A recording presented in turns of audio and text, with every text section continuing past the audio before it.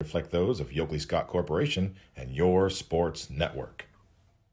Yeah, I've been closer to Jesus before, so can you help me out? Oh, can you help me out? Am I on my own? Am I on my own? But can you help me out? Am I on my own? Am I on my own? Or can you help me out? Can you help me out? I've been scared to look in my soul.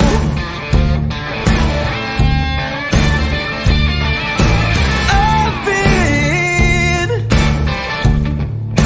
afraid I would follow the road. Yeah, afraid of the things I've been told. It's a Friday edition of Running Point on ysnlive.com, and you know what Fridays mean. That means that we are doing our weekly pick'em for the Week 9 matchups. Man, we're already in Week 9, Ty. Can you believe it? Yeah, it's crazy as a lot of team seasons are going to be on the line tonight, or games that if you drop them tonight are going to be detrimental to you in the standings and hopes to making the playoffs. And for some teams, some home field advantages are on the line, you think, tonight as well. As always, if you're interested in picking alongside us, you can leave a comment on the comment section, brought to you by Boardman Mitsubishi. Whether you're watching on YouTube, Facebook, Twitter, or Twitch, you can leave us a comment. We'd love to hear from you. You can also call us on the hotline. 330-886-0813 is the number to reach us at. And we'd love to hear feedback from our fans on whether or not our picks are good or not. And if you want to call us idiots, then hey, go ahead. We don't care. We also have 3 football coaches coming on the network today, I should say, for Running Point. We'll start off with Matt Altamore, the head coach of Lisbon football, coming on at 1:15. And maybe he'll have some spaghetti in his hand because Lisbon's coming off the win against Latonia.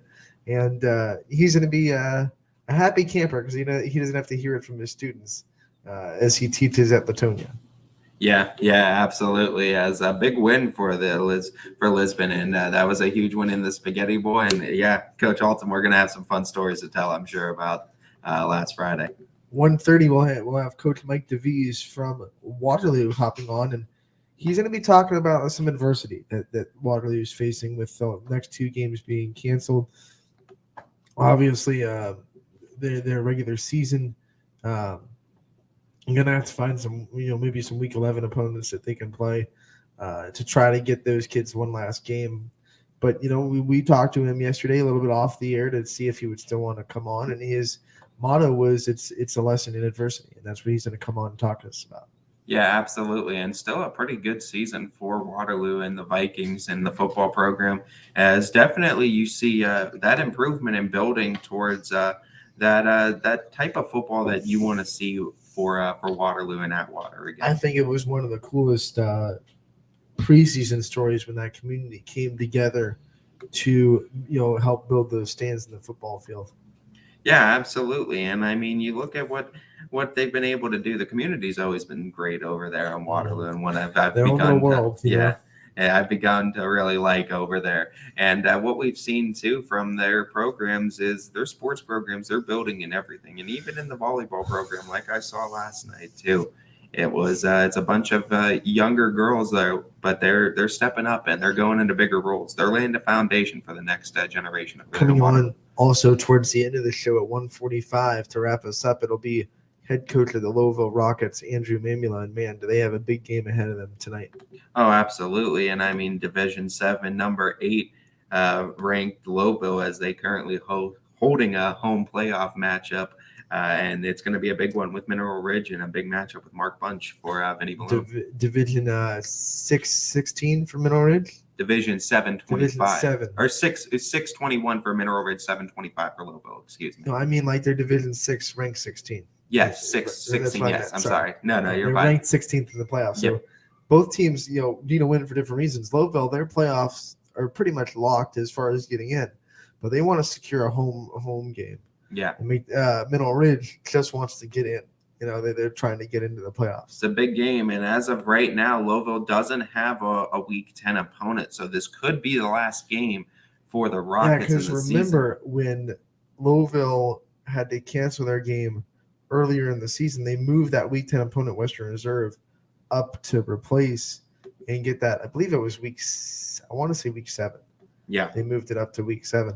So now they have to try to plug someone back into that hole that they have now in week 10. Yeah, and that's going to be definitely interesting, and we'll have to see what Louisville is going to be able to do, but they got a great matchup tonight. Mm-hmm. So that's the coaches we have on the network coming in on the show today. But we also have 20 some picks to make. Ty, you have our schedule in front of you. You want to kick us off and then just go from the top and call out the games? Well, the first game on our list, it's the one highlighted in blue, which means it's our primetime matchup, and it's Austintown Fitch at Boardman. And you can't get much better here in Division II. And, not too many schools that are under our YSN banner that are in Division II, but these happen to be two that are, and these are two that are right in the thick of it. As Austintown Fitch, similar to Louisville, holding that 8 seed, comfortably 2.3 points above number 9 seed Warren Harding, and about 2 points out from number 7 seed Brush. So they're kind of locked in. They're pretty much locked into 8. Locked into 8. It would probably, I don't know if one loss would drop them out of it. It might take 2 to drop them out of the 8 seed, but definitely still a big game. But a big game for Boardman too. 7.47 after rounded is their point total at the 12 seed, and underneath them 6.54 in John Hay, and above them is 7.49 in Maple Heights. So you see, and then 7.87 in Riverside. So some ground that Boardman can definitely make up with a victory here. And this is if things go right, this could be a playoff matchup too. Yeah, absolutely. And you got to remember too, the Falcons. These are 2 tough games back-to-back, Boardman and then Warren Harding, which is the 9 seed, which would be the playoff match. What if they right played and they played the first round of the playoffs? It's a very real possibility. We'll talk about this a little bit more next week, but I just got to throw it out there. If you're playing them and next week they're both 8 and 9, do you get a little vanilla for that week 10 matchup, considering that they're both probably locked into those seeds and you're probably going to play them in week 1 of the playoffs? What becomes interesting, though, is that, say, if Fitch happens to drop tonight and Warren Harding wins, and there's that 8-9 matchup, but that week 10 is for home field in the playoffs, then you don't go vanilla then, because if you lose and then you drop 9, and then there's a possibility, is it at Mollenhoff or is it at Greenwood Chevy Stadium is the big question then. And I think that all of a sudden becomes even more of a must-watch game then.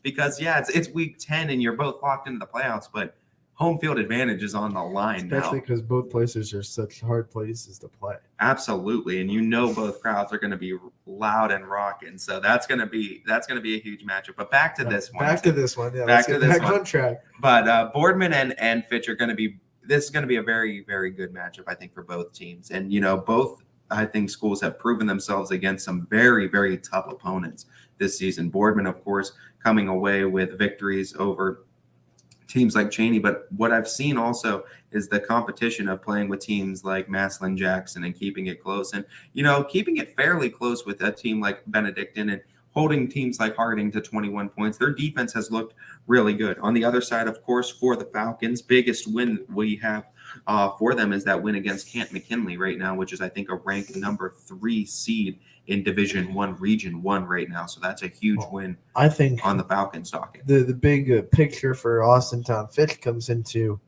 was that fourth quarter the switch really being turned on? Or are they, because they've looked in a lull for the last couple weeks, and then the first 3 quarters of Wadsworth. Yeah. And so you got to wonder if that fourth quarter was really their switch turning on, or was it just one of those things that, momentum swung? What we've seen, though, with the exception of the Canfield game, because Canfield just put out an all-out attack on defense, and they had Fitch all in their heads that night, and I will give credit to Canfield. But with the exception of that game, every other game the Falcons have been in that they've dropped in the other 2. And Devin Sherwood, even through all the problems that they face on the offensive line, he finds ways to keep this team in ball games. And that's the biggest credit you can give him, is that even through the tough times, he's been able to keep this team at least competitive and in each one of these games up until the last second. And that Wadsworth game, I think, was teams starting to figure it out. And sometimes, offensive lines figure it out in the first couple of weeks. Sometimes it takes them a little bit longer. But if the offensive line can hold through like it did, like we saw in that fourth quarter, and the defense especially was big, creating turnovers. We saw that start to disappear the last weeks prior, but it came back in that fourth quarter. 3 interceptions created by the defense, and that was big for the Falcons as well. Yeah, so, you look at this matchup and you look at Boardman, who, it looks pretty impressive too, and they've had a great defensive season. I don't know how this is a tough game to call. I'm gonna go ahead and pick Austintown Fitch to win this game. I just think more playmakers, maybe more. They might find the plays to win this game, but I just hope for that sake, for my pick's sake, that the Fitch of the fourth quarter in the Wadsworth game shows up and not the Fitch that we've been seeing for a couple weeks prior to that and the first 3 quarters. This is a case, too, because Boardman in this game having home field advantage is going to be huge. And we know that Boardman, when they have home field advantage, is known that they could beat Austintown. It doesn't matter where the seedings and everything are. Home field advantage plays a huge part in this matchup. And there is huge playmakers on both sides of the ball. And that's the biggest thing we're going to see. Is you might see some firework plays from both sides. But defense has also been able to hold strong for both sides at points, too. And we've seen Fitch have good defensive stands at points. But at other times, they've looked like they've been beatable, where Boardman has had pretty good defensive stands, with the exception of games like Benedictine and such, which are very, very good offensive powerhouses. On the flip side, Boardman's offense has looked very prolific at times, But then sometimes they've stalled. So that's what's going to make this game interesting. For me, I think it's going to be a very close one. But I think in this situation, I think Fitch is going to be able to pull it out by just a little bit. And I just think the fourth quarter showed a lot, I think, going into this week and pulling off that win against Wadsworth. Fred Newts does not like her. I know. I was really, really leaning both ways on this one, looking at it, because I really think Boardman can pull this off, and it would be a huge win for the Spartans, and they would definitely jump, I think, a couple of seeds with a victory too, and that's the biggest thing for Boardman. There's a lot of seeding implications on the line tonight. Don't worry, Coach Boots. When the softball season comes around, we'll throw you some picks. Oh, absolutely, absolutely. But no, this is going to be a fantastic matchup, and this is what we love too. It's a Division II premier matchup, and one we don't get very often for YSM, but we're glad to have it. Boardman won, but you had to pick one, get one team, and I just Fitch has shown me a little bit more this year. So. And what I honestly believe too, both of these teams, honestly, are going to be tough outs, no matter where they're seated in the playoffs. I mean, we've seen too. I mean, Boardman has already showed no fear in Division II facing the number one seed Benedict. What do you think 2 pumpkins and 2 ducks mean? Is that a secret emoji message? What are you talking about? But yeah, so we both picked Fitch. Let's move on to the next game on our schedule. As the next game on our schedule is going to be Camfield at Howland, as Britt and Richie going to have this one for us tonight. That's going to be fun because it's Canfield's guy and Howland's guy both doing the game. Yeah, absolutely. And also to note, too, I wanted to we did note before we get into this game, note that Donnie is also covering the Fitch at Boardman game, as give credit to our announcer for that one tonight. Should be a great game. Donnie Riccatelli. Yeah, absolutely. But going back to this Canfield-Howland matchup, this is a Howland team that's faced some very tough opponents and has looked good. And, I mean, they're a big physical team. But for me, honestly, how can you not pick Camfield in this one is what I'm going to say. Defense has looked stellar. Their playmakers have looked unbeatable at times. And honestly, on defense, you talk about what they have on the defensive line. Toby Smith is an absolute animal. You have those layered linebackers that can bring in those layered blitzes, which they like to do. And then their secondary has so much speed on the outside that they could keep up with a lot of receivers. It's a defense that is very, very good.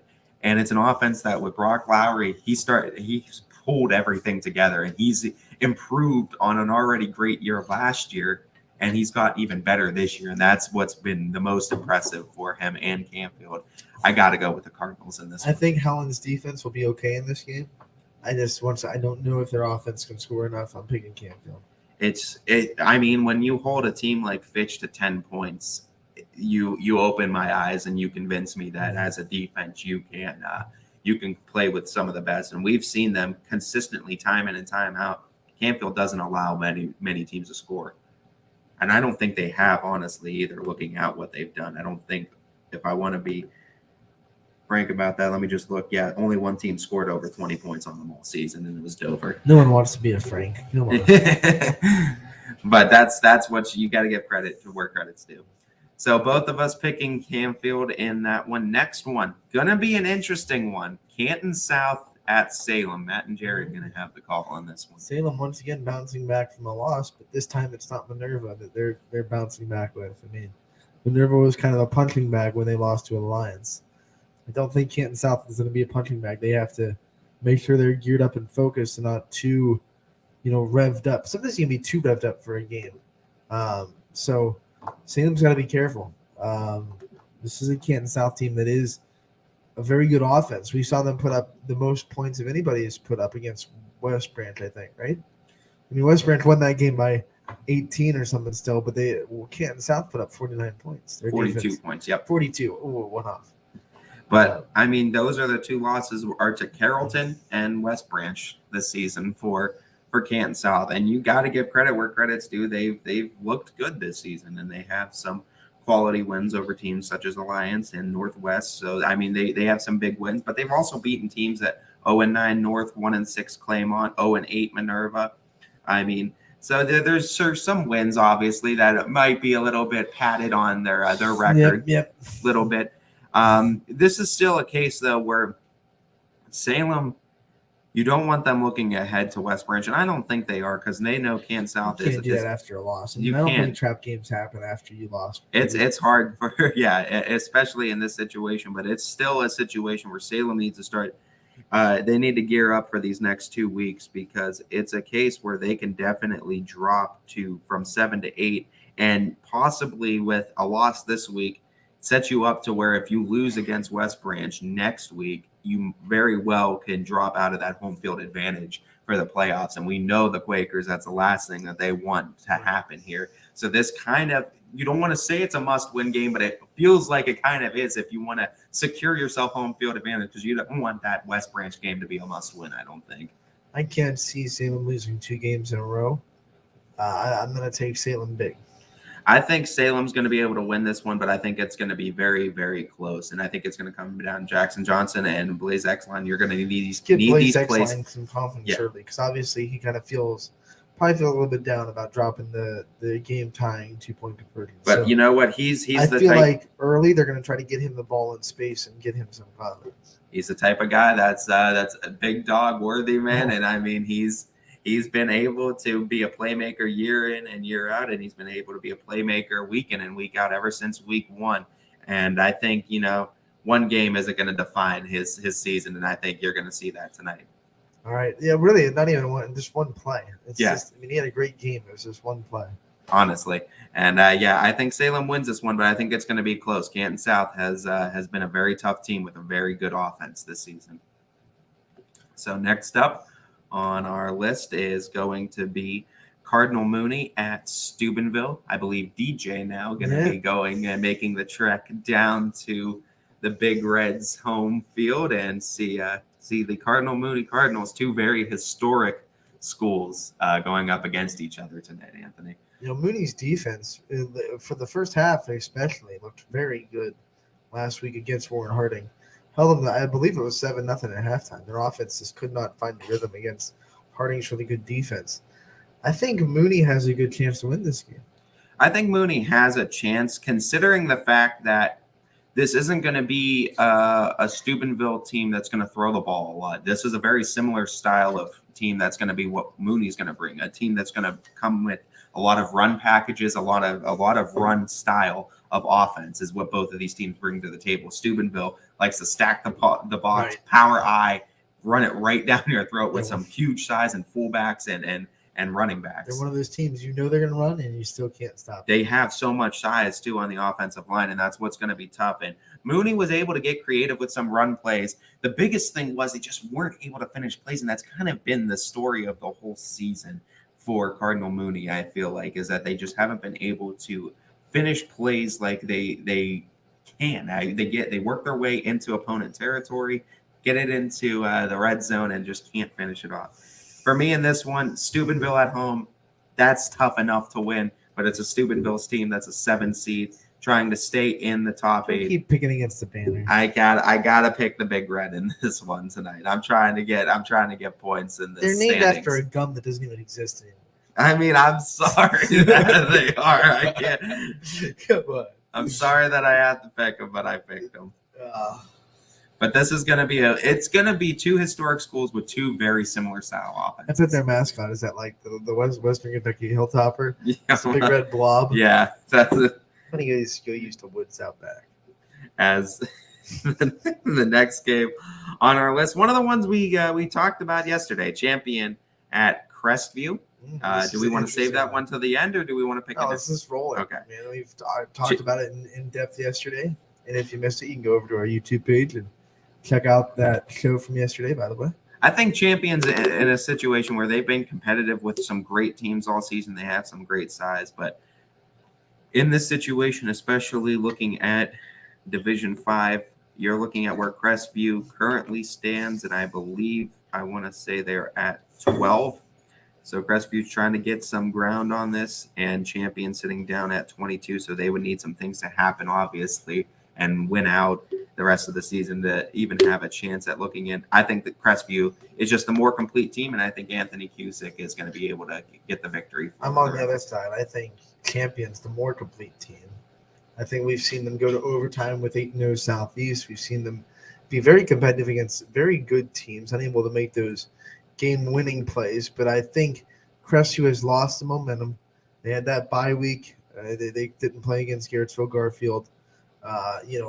Their quarterback's coming back. He lost the momentum. I don't think this is good timing for Crestview. I know it's in Crestview. I know it's a revenge game. It's probably the one game Crestview has circled on their calendar all year because they feel like they shouldn't have lost that game to Champion last season in Champion in week 1. So I think the momentum and the emotion, the energy will be on Crestview's side, but energy only takes you so far. At the end of the day, after like the first quarter, when you've been beat up and you've been physical and that emotion and energy goes away. I think Champion is the better team, and I'm going to pick the Flashes. I think it's going to be a good game. I think Crestview's got the better defense, and I Big think they dog nominee Keegan McDermott going to have a big game for Champion. I can feel it. I think it's going to be a good game, but I think you're going to see Anthony Cusick be able to pull one out for the Rebels tonight. As the next game on the docket, East Liverpool at Oak Glen, as that's going to be at 7 p.m. as well. East Liverpool on the road on this one, though. Got to be Tommy Pease, right? Yep. Yes, sir. And Alec and Larry, of course, going to have the call for Champion at Crestview. So Tommy P is going I to left be. having Larry in the studio for Audible call last week when Crestview was off. He's a good dude. Yeah. He's a good dude. As far as this one is concerned, you're looking at East Liverpool now, team that kind of going through their struggles this season a little bit, trying to figure it out after winning in that week 2. Has been competitive in some games, was competitive against Edison. Of course, they were canceled last week, now going up against Oak Glen, who I believe is sitting at 2-2 this season after having a bunch of games of their own canceled. In this one, Oak Glen hasn't really been that impressive this season looking over at this team from West Virginia. You look at their scores too. I mean, 2 losses, haven't been able to score really much against winning opponents. Their wins come against an 0-1 Berkeley Springs and a 1-5 Weir. I feel like East Liverpool's, though their record's 1-5, they've been competitive in a bunch of these games too. And especially after being held scoreless for those 2 consecutive games, the Beaver Local and Notre Dame Cathedral at, and being able to come out against Edison, and a very good Edison team, and put up some points like that, I think was impressive. Give me East Liverpool in this one on the road.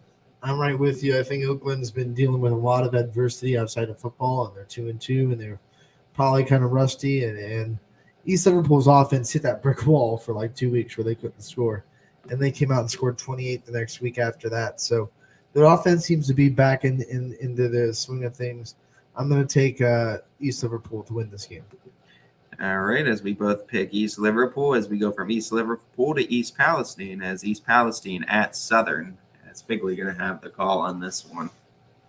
Yeah, this is going to be a tough one for East Palestine, Yeah. to say the least. Southern comes in, and they made a statement last week in the EOAC because Valley Christian came in, and they were both tied for the EOAC. Valley Christian, kind of the new kids on the block. Southern's been there for a while, and Southern just put their foot in the ground and just ran through the Valley Christian defense. Got kind of competitive towards the end a little bit. Valley Christian never stopped fighting, so props to them for that. But Southern was they flexed their muscles hard. Yeah, absolutely. And I mean, I've been on the dark side of the moon one too many times, and I'm going to be on it again. I'm not picking against the banner. I'm picking Southern, but it's going to set up a very good matchup, I think, with United next week. And that one is going to be, I think, for all the marbles, as it's going to be Eagles versus Indians next week. And biggest shock on the planet. Biggest shock in the whole world. You're East calling Palestine it? Beats Southern. We're gonna have it's a trap game. We're going to have a Figley call of Do You Believe in Miracles? Oh, my gosh. Tonight? I hope so. I hope, because that would be the call of his life. So I'm hoping for that for Figley. And you know what? I'm hoping for it for him too. But this is a number 4 Southern team that has been very, very good all season. And last week against Valley Christian, you got to give them Palestine. respect. You just need one good night. And you need Southern to have one bad day. That's all it takes. Man, put the magic together for one night. Next one going to be huge. Garrettsville Garfield at Brookfield. Alec and Matt going to have the call on this one. You think Brookfield is kind of hurting from their loss last week? I mean, they got shut out. That one was against a team that, like, we thought it was going to be a repeat of kind of Garfield against LaBrie, where the physical team kind of imposed their will. But we both picked LaBrie, though. Yeah. LaBrie showed their gusto on defense, especially. I think this is going to be the closest game that Garfield's had in a while. In fact, all season, because none of their games have been particularly close. I'm interested to see how Garfield handles a close game, because Brookfield has played in plenty of them. Yeah, but and if this game does get close, can Garfield make those game-winning plays? I think they can. I think they will. But I think this will be a lot closer than the rest of the Garfield games this season, because Brookfield can match them in physicality. Especially since it's at Brookfield, too. And you got to look at Brookfield's wins. They come against teams such as Western Reserve, so that's a big win. Crestview was a quality win as well as McDonald opening week. But for me, you got to look at Garfield's resume, and it speaks for itself, and that's why I can't pick against him. Win against 5-3 Cardinal, 49-6. Win against Warren JFK, 28-14. Win against LaBrie, 35-14.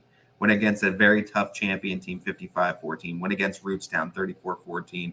This is a team that week in, week out hasn't allowed more than 14 points a game, and with good reason, because their defense is absolutely stellar in Division 5. And that's the thing with Brookfield. After being shut out last week, and now you have to go up against a very tough defense in Garfield, I got to take the G-men tonight, because they've given me no reason not to the whole season. And Mr. Yancey thinks it's going to be Garfield by a lot. It very well could be, because, I mean, the defense of Garfield has been impressive. These are two teams that are going to do a little bit of similar things. Brookfield obviously going to run the ball. They have a very good offensive line that is going to be back, you think, pretty much healthy this season, but that's this week. But that's going to be the biggest thing, is that trench play for Brookfield, for how close they could keep this one. But I still think Garfield's defense has been way more impressive. They want to prove their offense is better than they looked last week. They had turnovers that really hurt their offensive flow. Early in that game, Brookfield moved the ball against LaBrie, and it could have been a very competitive game. Turnovers in the red zone really hurt the Warriors. You got to remember, this is Division 5's Region 17's number 4 seed in Garfield versus Division 6's Region 21's number 7 seed in Brookfield. So both teams, Brookfield with a loss, very realistically can drop out of the home field advantage for the playoff picture. And Garfield, even with a loss, I think they're fine. They're going to be in the home field playoff picture anyway. Absolutely. But a win here could be pretty big for them, even though it's a D6 opponent. But they're still chasing Garaway from Sugar Creek, who's also 8-0. But they have to face Sandy Valley 5-3 and Ridgewood, who's an 8-0 opponent as well. If Garfield stays where they're at, it'll set up this thing where Kirtland and Garfield would be matched up for a semifinal, and then South Range and Garaway would be matched up with a semifinal. So that could leave a very real possibility of a YSN versus YSN matchup for a regional final and a trip to the state semis. That would be absolutely Which would be good huge for us, because then we're guaranteed a team in state. Yeah, absolutely. And a South Range versus Garfield matchup would definitely be a dream matchup, I think, this season. I think everyone wants to see those two teams. The defense of Garfield versus the offense of South Range, I think, would be a very, very fun matchup. So we're both picking Garfield for this one. And let's go on to the next. The next one is going to be Struthers at Girard. And This CJ. one's interesting too. CJ going to have the call on this one. And we talked about this one too being big for both teams, especially in Division 4. You look at Region 13, Girard as it stands, number 13 seed, as Struthers, number 18 seed. Struthers with a win can very realistically work their way back into the playoff picture, and Girard with a loss, very realistically, if some things happen, can drop out of the playoff picture, or at least drop down to 16, which would set up a Week 10 matchup with a Niles-McKinley team that's also fighting for their playoff life at 16 seed right now. It's going to be a big matchup between Michael Palmer on Girard's side, a really, really good running back, and one of the best linebackers, a top-tier linebacker in the NE8, in Gio Calabret, who's on the Struthers side. They're both going to be matching up with each other. Struthers run defense versus Girard's run offense. I don't know if Girard's healthy. That's a big deal. Has Girard played Niles this year yet, or is that the last game? That's their last game. Okay, so and Girard's last 3 weeks has been against tough opponents, against South Range, Poland, and Hubbard. And you can just take those teams out, because how you look against South Range and Hubbard just doesn't equate to how you're going to look against the rest of the league, because right now those two are just on a different level. Plus, they weren't really healthy in that South Range game, to be fair. It's at Arrowhead. I'm going to go with the Indians to get the win and snap their losing streak. I think their offense is good enough to score maybe 28 or 30 and stop Struthers. I don't think Struthers has enough offensive firepower, especially with a new quarterback, because we're thinking of Mr. Greenwood, Dylan Greenwood. He's obviously dealing with an injury, but because they have a brand new quarterback in there, I think Girard wins this one at home. I'm on the other side of the fence for this one. I think Struthers has some quality wins, especially in the last 3 weeks. I think that Niles game, they wish they could have maybe a couple of plays back, because I think that's a game that they very realistically could have won, playing up a division against a very good Niles team as well. Struthers is in the middle of the pack for a reason, but you look at their wins against Jefferson area was a big one a couple weeks ago, putting up that many points. And even earlier in the season, winning against a team like Crestwood was a big win too, going to play a Division 5 school. And of course, their losses against Streetsboro, South Range, and Hubbard as well this season have yet to play Poland Week 10. It's a game where it feels like both teams kind of need to win, because if it sets up a Week 10 matchup with Poland for Struthers, that might be a must win for them as well.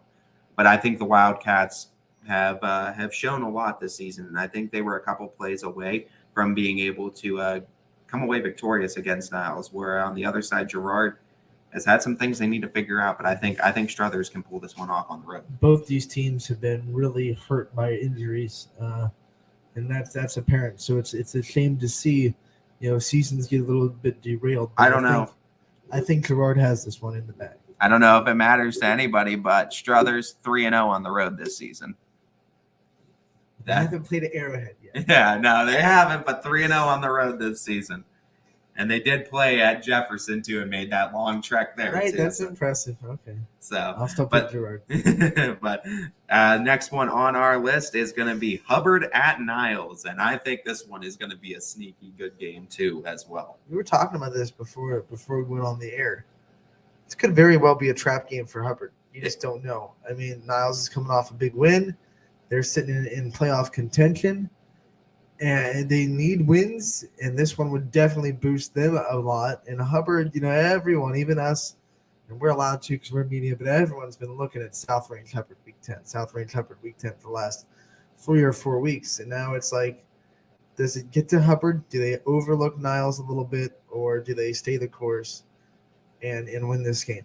The thing that Hubbard has going for them is their offense is hard to have a off game because it's just straight up just we're going to run the ball. I mean, that's what they do. That's their identity.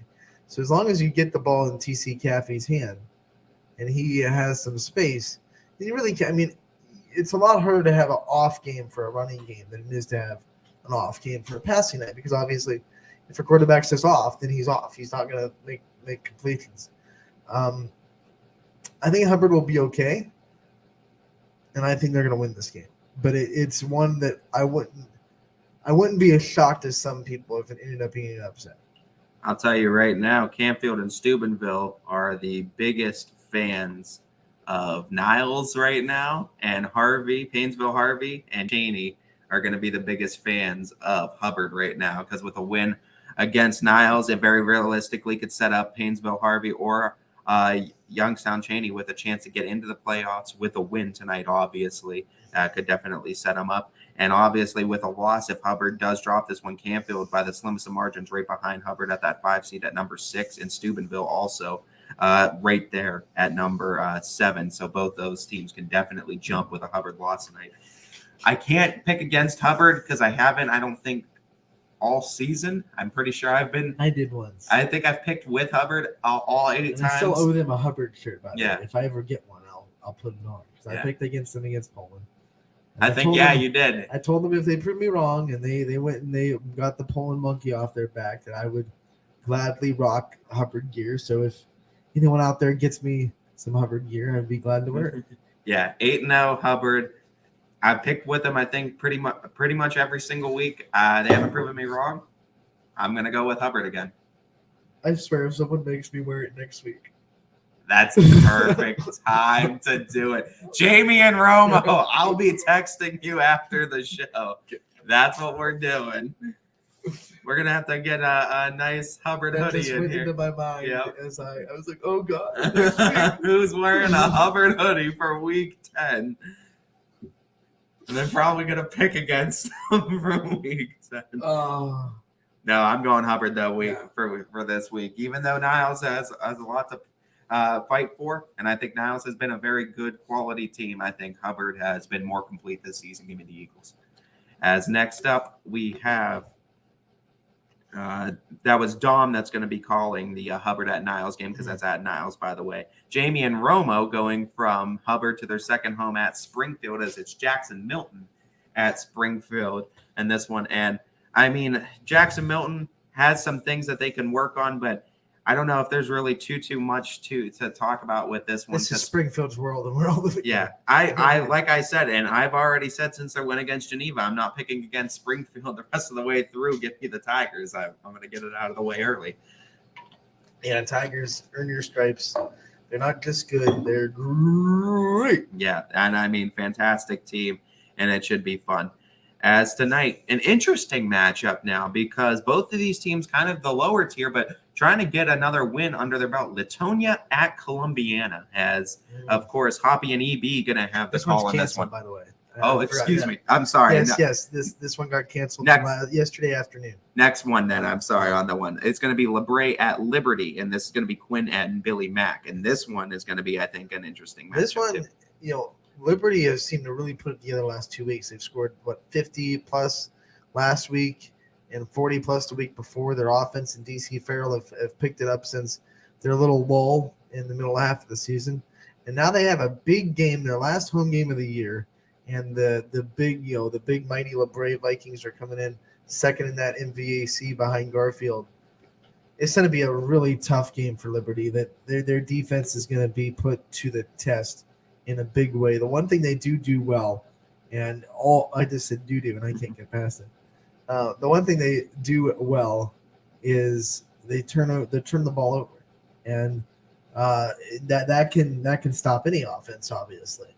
But I can't pick against the Bright right now. The way they're rolling. The interesting too. I'm going to pick the Vikings. The interesting thing too in Division 5, where Liberty sits, they're number 13 seed at 6.27. Teams below them 6.25, 6.05, 5.29, 4.76, 4.57, 4.54. And that's all the way down to the 19 seed Buckeye Local. And then there's Conneaut at 18, Jefferson at 17. So there's like almost, it looks like from 13 to 19, again, there's 6 teams fighting, looks like realistically for 4 spots. And that's 6 to 7 teams fighting for 4 spots. And that's going to be interesting because a drop of Liberty tonight would be huge. But LeBray proved a lot against Brookfield last week, and I got to go with the Vikings on this. Their defense looked like they figured it all out a lot since that Garfield game. So up can't next pick against them. on our schedule, Louisville at Alliance, and Ben and Rob going to have this one. Come on, Leopards, let's go. Let's get that first win. Like it's been struggle bus for Louisville, and that's a program that is not used to being down. And they need to win bad for morale and for buy-in for the program under a new head coach. I think this is a week when they can get it. Yeah, I need to keep up in the standings, so I got to go with Alliance this one because Alliance was impressive against Salem, and I think that's a quality win, and they have great athletes. Louisville, I mean, I've picked Louisville, I'm pretty sure 6 times this season, and maybe I'm the bad luck charm, so maybe they'll pick up a win tonight. Hopefully you're the aviator's bad luck. Yeah, maybe. Hopefully for Louisville, I am. And up next, it's going to be Martin's Ferry at Beaver Local, and I don't think we need to go and spend too much time on this one. Michael McKenzie's going to take you all the way through to a Beaver Local victory tonight, I think. Yeah, Beavers by a lot. Angry Beavers. Absolutely. Another one on our docket, going to be an interesting matchup because injuries playing a part in Wyndham this season, but it's Matthews at Wyndham for the Bombers this season. And this is going to be, I think it's interesting now because Wyndham's sitting at the 12th seed at 4-3. Lost to Fairport Hardening last week, and it was Fairport's first victory of the season, 12-0. This is a game that was weird because they got postponed in the middle of the game and then continued on Saturday. Yeah. And Wyndham couldn't kind of find the mojo after all that. So, but I think they're going to bounce back this week and get the big win over the Mustangs. Go Bombers. It's going to be a big win at that, too, and it's their last home game of the season before they go to Rootstown, and it's a win that in Division 7 would be huge for the Bombers as far as where they're going to be in the standings-wise. It's number 12 Wyndham versus number 13 Matthews in Division 7 right now. So I don't think you could get much better than that in Division 7 region. Open 25. The Bombay doors. Yeah. Give me the Bombers in this one as well. I'll take Wyndham in this one. As next up on our schedule, it is going to be Mineral Ridge at Louisville. Eric and Kyle are going to have the call. This is a big one. For me, in this one, I've been a big fan of Vinny Ballone all season long. I've been a big fan of Louisville all season long. I said at the beginning of the season that I thought Louisville was going to be a good team. And I think this is, again, another opportunity for them. They couldn't get it done against Western Reserve. They got it done against McDonald, but this is another opportunity for them to prove themselves against a quality team and a quality quarterback and Mark Bunch. Give me Louisville in this one in the battle with the quarterbacks because Louisville's at home. I'll tell you all week, all season, really, I've been holding the flag for Mark Bunch and saying how much I think he's underrated. I respect Brian Shaner. He's one of the area's really good coaches. And I think Middle Ridge can compete in this game, and I think they can actually win it. The only reason I'm picking Louisville is really that they've been the more consistent team, and I just don't know which Middle Ridge is going to show up. I hope for their sake and for that they do show up and compete in this game, but we've just seen them be so streaky this season. It's hard to pick them against such a quality opponent like Louisville. I think Louisville is more consistent in this game. Maybe they make the fewer mistakes and they come out with a win. Yeah, and that's going to be huge. I mean, it's going to be who plays a cleaner game, I think, under center between Mark Bunch and Vinny Blue, and whoever has less turnovers, I think, is going to be the winning quarterback. As we see next one, let's just rip the Band-Aid off real quick. Minerva at West Branch. Let's just pick the Warriors and move on for this one, because West Branch has absolutely been on a roll this year. Number 1 seed in Division 4 for region. I'm not trying to be mean to Minerva, because not at all. They're obviously a football team that's struggling, and their kids are putting in work. They're lifting, they're doing everything that every other football team is doing. So you have to put respect to that. Absolutely, and but at the end of the day, it's West Branch versus a team that's really on the struggle bus right now. It shouldn't be close. This might be a game where we see a lot of young kids from West Branch get in pretty early. You might see a rolling clock. Clock very early too. So, West Branch by a ton. But before we keep going, we're going to take our first break of the day, and we will come back with more picks on this Friday edition of Running Point, brought to you by Greenwood Chevrolet in Austintown. New things happen all day. Some are good, some not so good. In today's complicated world, while you're busy working, playing, and living life, we're busy helping you make sense of the day's news.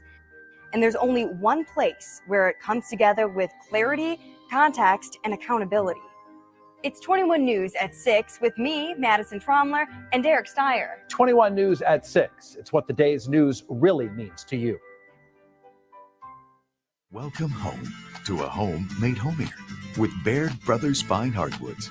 Inspiration starts at BairdBrothers.com and is turned into reality when high-quality hardwoods are delivered right to your home. Baird Brothers has the latest design trends: shiplap and skinny lap interior siding, antique oak rustic flooring, and, well, you'll find them all at BairdBrothers.com.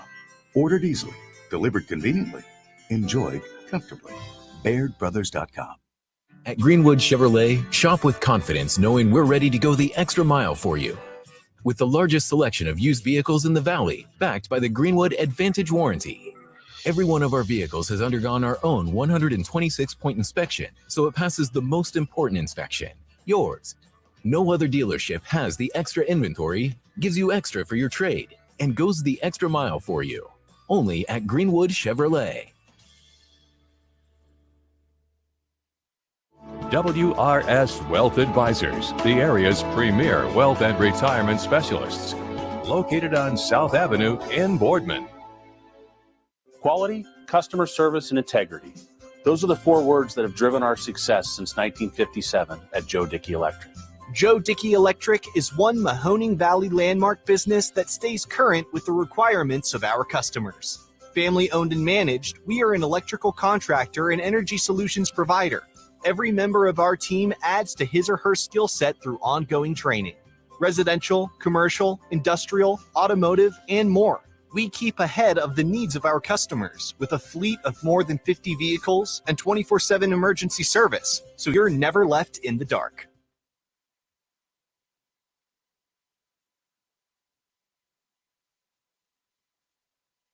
When looking for home design inspiration, don't just be inspired, be Baird inspired. Whether new or remodeling, Baird Brothers has the latest trends like shiplap to refresh your home. Go from inspiration to installation with our wide selection of in-stock American hardwoods. From the rustic charm of antique oak to the warmth of traditional cherry, Baird Brothers has what you need to make your home inspiring. Baird Brothers, our family's heritage, your family's home. For a great vehicle and a great experience, come to Boardman Mitsubishi today. As always, our full lineup of Mitsubishi models comes with a standard 10-year, 100,000-mile powertrain warranty. Boardman Mitsubishi, your hometown Mitsubishi dealer since 1999. Coca's Pizza, always supporting our community and our local athletes. Stop in on game day or score big and have it delivered right to your door. Check out our daily specials at cocaspizza.com. That's Coca's Pizza, we serve it hot. At Hubbard Chevrolet, Hubbard can help you get the financing you need, regardless of your situation. I'm Tony Page, and I've helped thousands of customers in Northeast Ohio and Western Pennsylvania buy a vehicle. Visit HubbardChevy.com to get pre-approved. Remember, folks, Hubbard can help.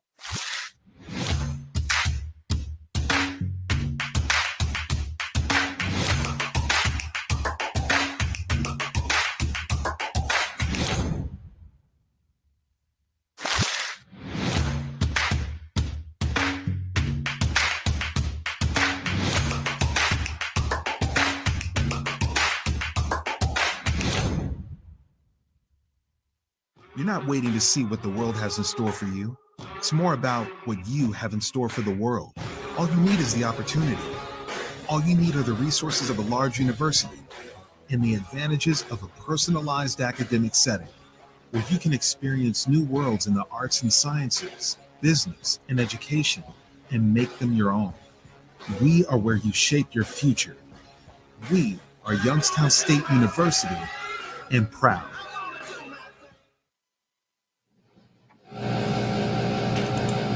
Hello and welcome back to the Friday edition of Running Point, brought to you by Greenwood Chevrolet in Austintown.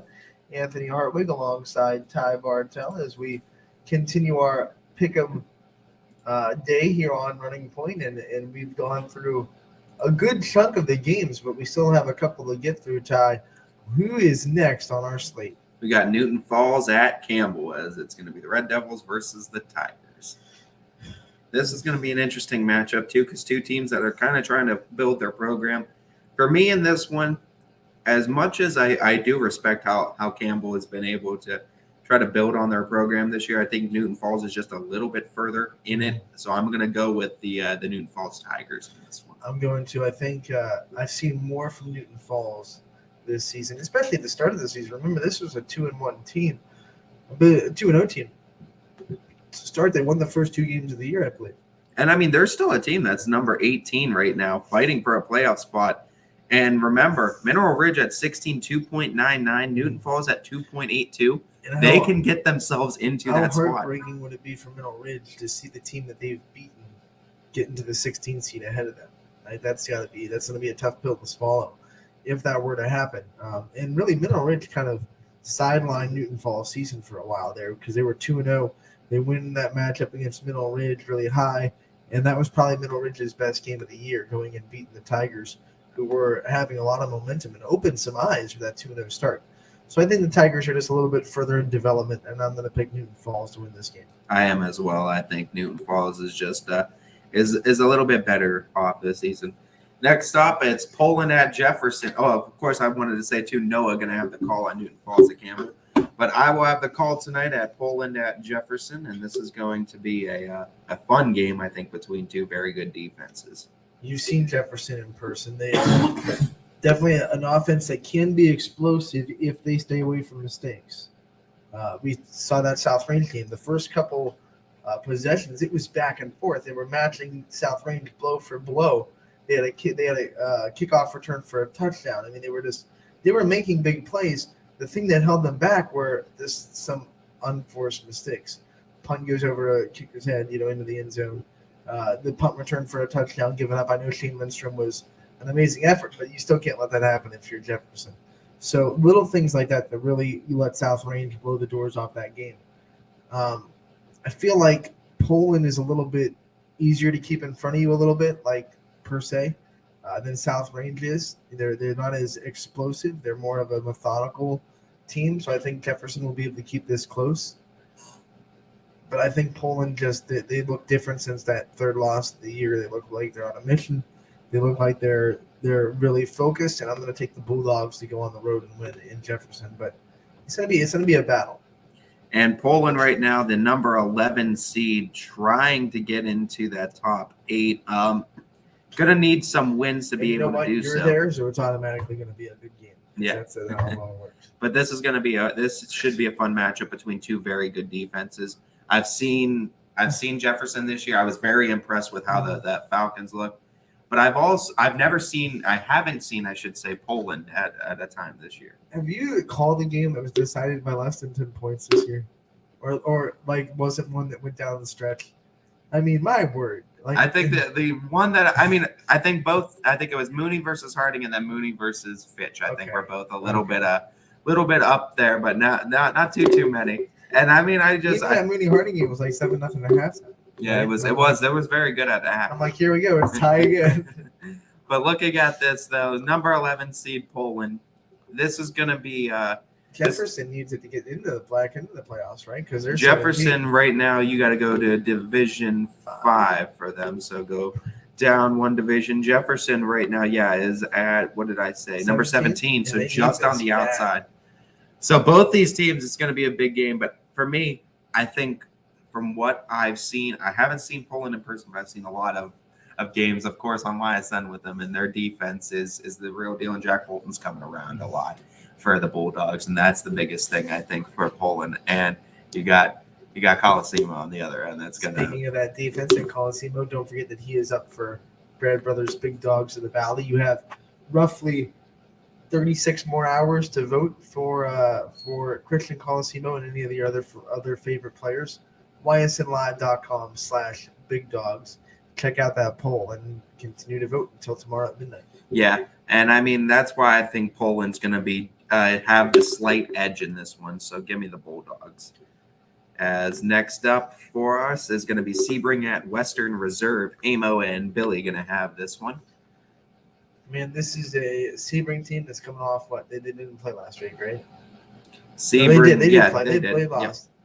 And Western Reserve, they felt like they could be competitive with Springfield, and it kind of went the same way it did the last two matchups where they moved the ball and then just couldn't finish drives. I think Western Reserve bounces back and gets this win over the Trojans. I think they're just too good, too hard to stop with David Altier, and I think they win tonight against Sebring. Yeah, I'm on the same boat with you as well. I think I absolutely think that Western Reserve is going to have a little bit of an advantage tonight, especially being home with David Altier and a very good defense. I go with the Blue Devils on this one as well. This one is going to be South Range at Lakeview. Paul and Rob going to have the call. Yeah, I mean, this is another one where unfortunately it's a strip off the Band-Aid. Yeah, and I mean we don't want to get, and it's not even disrespecting Lakeview because they're trying to build their program, and I think they have the right coaching pieces in there. It's just the kids are starting to buy into it, and once you buy into it, you can start building that foundation for a program. And I like what Lakeview's doing, but South Range is one of the most established programs in the entire area, and they're having another 8-0 season right now, on pace for a 10-0 season. We all know the Week 10 matchup. I don't think this is going to be much of a bump in the road for South Range. Give me the Raiders. In this. Yep, Raiders. This could be one of the ones it's running clock pretty quick. Next one, United at Lisbon. Rick Daly going to have this one. I think you said Niles and Hubbard is sneaky close. I think this one is going to be sneaky close. I think Lisbon has a lot of momentum right now, and United hasn't been they've been winning, yeah. Very, really impressive, but they haven't been super, they haven't done that game where I don't know how to explain it. They just haven't been oh my gosh, way up here. So I don't think they're going to be able to blow out Lisbon. I think they're going to win, but I think this is going to be one of those sneakily competitive games that some people might think record-wise would be a blowout. This is one too because Lisbon, I think. You look at what they've been able to do, getting their second win of the season against Latonia, and you've seen Lisbon. I mean, the defense has looked really good for Lisbon these last few weeks, and holding teams under 30, right around 28 since week, I believe, 5, playing Valley Christian. So, I mean, you've seen a lot of good things out of the Lisbon Blue Devils, and I think this is another game where they can be competitive, but for me in this one, I think the Eagles' defense has been really, really good this year and haven't allowed more than 21 points other than one time this season. Twice held teams to 12 points, once to 13, twice to 7, and one shutout for United this season. So a very impressive defense all year, leading them to a 6-1 record. I think Lisbon can keep it close. I think Lisbon can pull off a victory against them, but I think United just has a little bit more of a complete team. And remember, United has been in close games and shown that they can win in the clutch. That Crestview game came down to the wire. They were able to win with a last-minute drive. So United is not a team that doesn't know how to win close games. So if it does get kind of tight down the stretch, this Eagles team has proven that they can make those plays.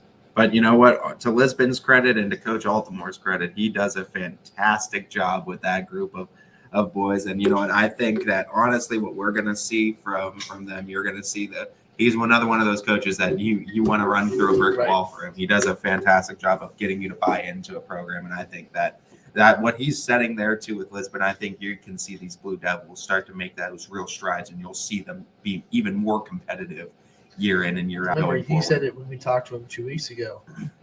last year was kind of like year zero. I mean, it was his first year, but with COVID, it was really hard to build any kind of culture or really foundation. So like this year is kind of substituting as year one, even though it's his second year. Yeah, and I think he's doing a fantastic job over there, and I think you saw that too. Second win of the season for Lisbon, and I think they've been competitive in a lot of games. Offense is looking better, and you're seeing growth week to week, and I think that's the biggest thing for Lisbon right now. As next up, Warren Harding at Cheney, as Ian and Trey going to have this one. You're awful smiley. I think I know where you're going with this one, and I hope it's good for the Panthers. You know who my sweetheart teams are, and you know what I have soft spots for. But you also know that every time I've gone to the dark side, it's usually been for the black and gold orangey Harding Raiders too. And this is a matchup that is going to be, I think, one of the best if you're looking for old school, physical, just great athlete type plays. Like this is what you're going to see in this game because Warren Harding, we know how physical and how athletic they are. And we know how physical and athletic Cheney is. And I think they proved that big time against Howland, out-muscling the Tigers last week. I think that was a huge win for the Cowboys. This is a game, too, because being at Mooney versus Harding, Mooney, I think, I don't want to say, because Coach Emil said they didn't expose him, but I think it proves that if you have good athletes that can make those open field tackles, you can contain Harding on offense. You can slow them down and keep them within the lines of the field and not let them get to those outsides and make those big plays. For me, being at Rain Stadium, Cheney, Youngstown behind them, this is a huge game for them, one that's going to get them propelled into the playoffs if they win it. I think if you take what Mooney was able to do, utilize that on offense, just be able to finish some drives, I think Cheney can pull this one off. Give me the Cowboys in this one for the big upset over Warren Harding. Warren Harding was a soft president, and Cheney's in a room. That's all I'm going to say. It's the last matchup we have for the night here on Friday before we go into the Saturday matchups. As slide over to the Saturday matchups, and you have JFK at Cleveland Central Catholic, as Dom's going to have this call. As I don't know if we need to spend too much time on this one. I think JFK is going to take this one. This one belongs to the Eagles. They've been on a roll for a while, and they're going to continue to roll right into the playoffs. Next one, and that's at the 1 o'clock game too. We have 1 o'clock and then 2 7 o'clock games. So we'll have football covered for you all day Saturday. We have you in the afternoon and then two 7 o'clock matchups. We have you in the morning and in the afternoon. Oh, sorry. Our 7 p.m. matchup, one of them is the Ursuline Irish going to the east side of Youngstown to play the East Golden Bears, as Youngstown East versus Ursuline. As Ian and Trey will have this one as Ian and Trey covering 3 sides of the Youngstown border, right. North side, east side, and west side, and Friday and Saturday this week. Yeah, just missing Mooney, but they're down in Steubenville. But no, this is a matchup. Ursuline, I think, is going to be able to get back to their offense, as East obviously struggling a little bit on defense. I think East has been impressive, though, in that their athletes, they fight hard and they do not give up on any play. So that's the big thing with Ursuline going into this one. And I think Ursuline kind of got a taste of that with Akron, St. Vincent, St. Mary. But this is the same thing, I think, with East. It's going to be a little bit different of an animal there, because these are going to be guys that are going to be physical with you. They're going to hit you, and when you get hit by them, you know you're going to get hit by them. So Ursuline needs to know that they're going to be in a physical matchup. But I think the Irish are going to be able to win this one. Does Ursuline need a win? Yeah. They do. I mean, to just get that confidence built back into that program right now. I think this is the one where they take out a little bit of frustration. A little bit. And I mean, they've played a tough schedule, so you got to credit Ursuline for that. Oh, yeah. They always played Phyllis St. Joe's in a makeup game, so they just kind of win that one on the fly. And absolutely. That's the team that's right behind them in the playoff standing. So, but I mean, Ursuline going to East and then to Mooney the next couple of weeks. So Ursuline, and I mean, throw records out the window for Week 10. Yeah. Records are out the window for that one. That's always going to be a close one. But no, I think this is one where Ursuline, they need this win, and it's against a Division III opponent, so it's going to do good for them to kind of secure that number 2 spot in their standings. I think Irish take this one. Yeah, I'm with the Irish as well. As the last one, YSN versus YSN as well. It's Wellsville at Valley Christian. And this one is going to be Alec and Matt as well. And this is going to be, I think, it's a great matchup in the EOAC right now. I mean, this is going to be premier between Valley Christian that definitely wants to get back on track after they were competing for the EOAC, but Southern kind of smacked them in the mouth now, needing to get back on track. And Wellsville, of course, is another one of those teams that's kind of in the middle of the pack right now of the EOAC, trying to get some ground in their division as well. As we look over there, Wellsville at number 17 right now, and Valley Christian at number 10. So it's 10 versus 17 in Division 7, Region 25. I just wonder if that loss to Southern will hurt the swagger and confidence attitude, whatever you want to say, of Valley Christian, because that can really just kind of deflate sales when you're rolling like they were, and then all of a sudden you get someone to run into a brick wall.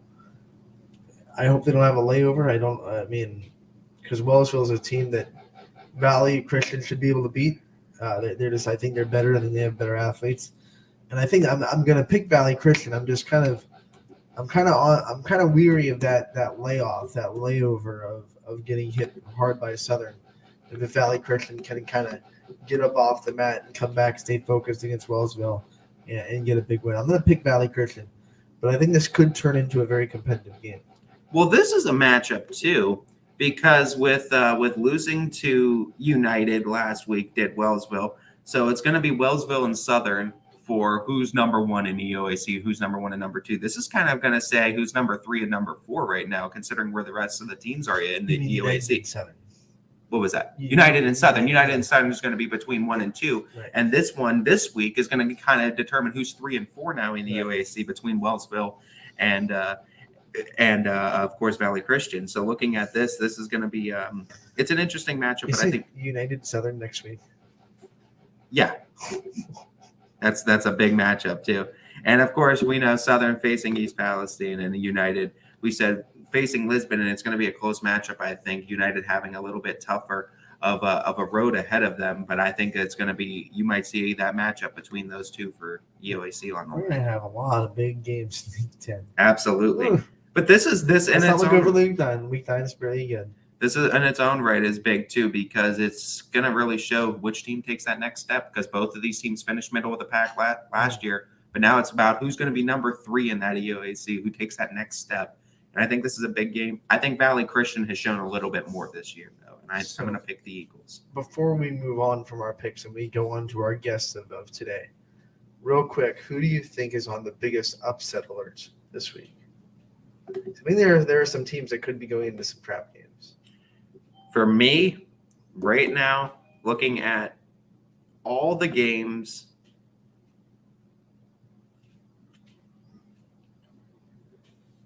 if I'm going all YSN, if I'm going out of YSN schools, I think Cheney does have a very realistic opportunity to upset Warren Harding. But I want to go outside of YSNs, or keep it inside of all YSN schools and say who has the biggest chance of the upset. And I think, honestly, looking at the entire schedule, the biggest chance of the upset I'm looking at is that Hubbard at Niles game. I think Niles has the best chance to upset this Hubbard team. It's a Niles team that's a Division III opponent. Hubbard hasn't faced a Division III opponent, hasn't faced above a Division IV opponent, with them being in D3. I think I picked Hubbard to win. I think they've proven time and time again that they can win. They haven't proven me wrong once, but Niles is one of those teams that I feel like every time you count them out, they find a way to get right back into it. And we saw it against Struthers, and I think you're going to see a tough game against Hubbard as well. One of the big reasons we think that is because of who Hubbard has next week and how easy it is to kind of, keep your eyes kind of on the. I think my pick is for the same reason, because I think United has a big matchup on the horizon with Southern, but they can't get caught looking ahead of Lisbon. Lisbon's a team that's on a roll, has a lot of momentum, has been putting things together, looks better week in and week out. And it's at Lisbon too, so you can't really sleep on the Blue Devils and take them not seriously. And coming off the momentum of a victory too in the Spaghetti Bowl, which is huge. Throw a monkey wrench in the EOAC and pretty much give it to Southern. Absolutely. And I mean, you want to talk about playing spoiler. Right. I mean, we'll talk to Coach Altamore about how much I'm sure he would love to play spoiler to United and kind of throw that wrench into the whole EOAC. So you've heard it from us. Be weary if you are a United or a Hubbard fan. Be confident, but be weary because we picked both your teams, but they're also playing teams that are good enough to beat you if you don't show up to your full potential. Absolutely. So that being said, we're going to take our next break, and on the other end, we'll be talking to Coach Matt Altimore of the Lisbon Blue Devil football team. Don't go anywhere. Running Point brought to you by Greenwood Chevrolet in Austintown. Every customer has a story, and at Greenwood Chevrolet, we are committed to making sure it ends with you in the right vehicle. I get to be part of somebody's adventure, whether it's buying a car for the first time, helping them get approved, or finding the perfect car for their budget. I'm proud that people trust me with their finances. They trust me to take care of them, and they trust me with their story. I'm Tracy, and I'm ready to go the extra mile for you only at Greenwood Chevrolet. Working with your family can be stressful at times, but because they're family, you know that you're going to get a loving, honest answer, even when things don't make sense to any problem. Dealing with Medicare can be confusing and overwhelming. That's why here at Myers Family Insurance, we do our best to give you honest and caring answers to all of your questions. Family, like Medicare, isn't always perfect, but when you put others first, the results can be amazing. For all your Medicare needs, call Myers Family Insurance.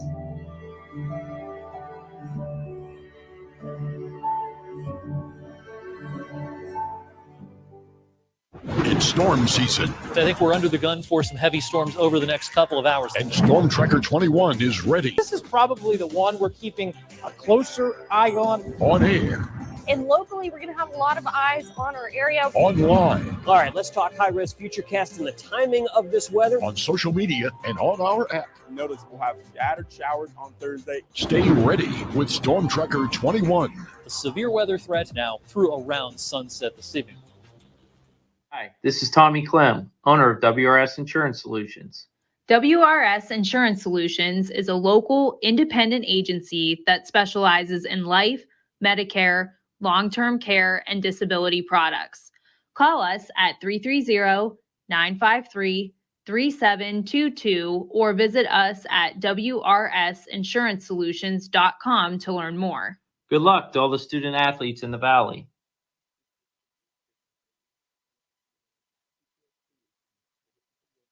Hi, I'm Colin Chupa. And I'm Kelsey Clem from K-Squared Marketing. Our boutique marketing firm specializes in media planning and buying, public relations, event marketing strategies, and strategic sponsorships. We can integrate our services with your existing game plan, or we can be your entire marketing team.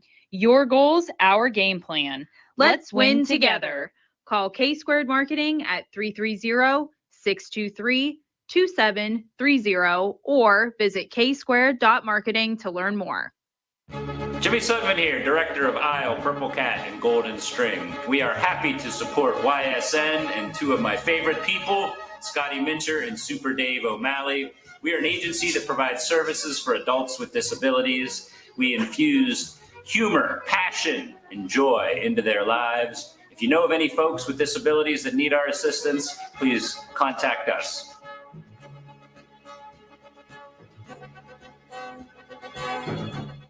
Your teams work hard and give it all they've got. Well, so does ours, because 21 Sports and YSN give you extra effort when covering local sports. 21 Sports and YSN, winning coverage of our Valley's teams. Planning a project around your home or rental property? Trust the electrical service to the local experts with 62 years of serving the Mahoning Valley. Joe Dickey Electric is your local go-to source for responsive, reliable residential electrical work. From everyday maintenance and repairs to new installations, electrical upgrades, and safety inspections, no job is too big or too small. Call Joe Dickey Electric today, 800-549-3976, or visit DickeyElectric.com. That's DickeyElectric.com. Dealing with Medicare can be confusing and overwhelming. That's why here at Myers Family Insurance, we do our best to give you honest and caring answers to all of your questions. Family, like Medicare, isn't always perfect, but when you put others first, the results can be amazing.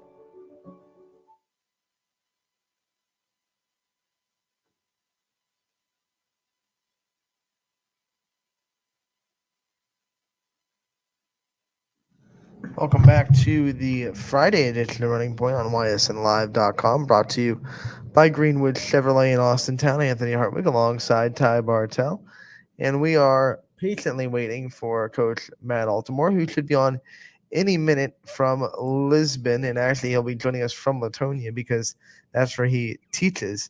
Obviously, Lisbon coming off the big win over Latonia in the Spaghetti Bowl. So he's probably had a little bit of swagger in the classroom a little bit. Probably has to put himself into a shelter of some sort so he could talk safely about the game. Yeah, yeah. He comes in, he's like got the whole like bomb shelter look where he's just like, yeah, I'm gonna talk about this Lisbon Latonia win, but I gotta do it very quietly. Yeah, as we obviously we look forward to that, and another good matchup tonight. As we said too, it's upset alert. I think for Could that be a one. trap game, Yeah, for United, and obviously Lisbon wants to play spoiler. Yeah, and I mean what Lisbon's been able to do too, and we saw that big win over Latonia too. It's just trying to building blocks one piece at a time for this program, and really just keep looking ahead and keep getting kids to buy into the program. And I think Coach Altimore is doing a fantastic job at that. Yeah, and plus I gotta say, they look slick. Those unis and the helmets and I love the blue and black. I think it goes well. So it's look good, feel good, play good, right, Ty? Yeah. We are having Coach Altimore is letting us know that he is having trouble getting the link to work. Let me try to get this sent out to him again. As we will try to get Coach Altimore onto this one, having some technical difficulties, as we know. Those glitch gremlins, they're being feisty again. Yeah, let me